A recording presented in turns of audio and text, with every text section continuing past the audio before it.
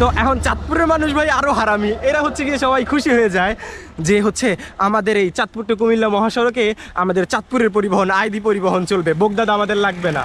তো বেচারা বোগদাদ অসহায়ের মতো নিজেই নিজের রাগ ভাঙায় এখন আবার নতুন করে চালু হয়েছে, সার্ভিস দিচ্ছে।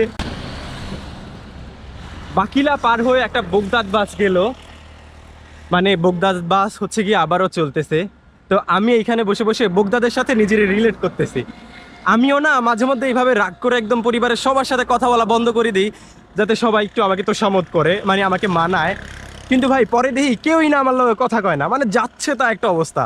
পরে নিজেই গিয়া বেহায়ার মতো সবার সাথে সাইদা সাইদা কথা কওয়া লাগে। এখন চাঁদপুর টু কুমিল্লা মহাসড়কে বোগদাদের অবস্থা অনেকটা এইরকমই।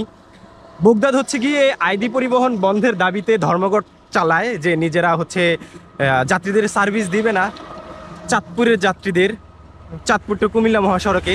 তো এখন চাঁদপুরের মানুষ ভাই আরো হারামি, এরা হচ্ছে গিয়ে সবাই খুশি হয়ে যায় যে হচ্ছে আমাদের এই চাঁদপুর টু কুমিল্লা মহাসড়কে আমাদের চাঁদপুরের পরিবহন আইডি পরিবহন চলবে, বোগদাদ আমাদের লাগবে না।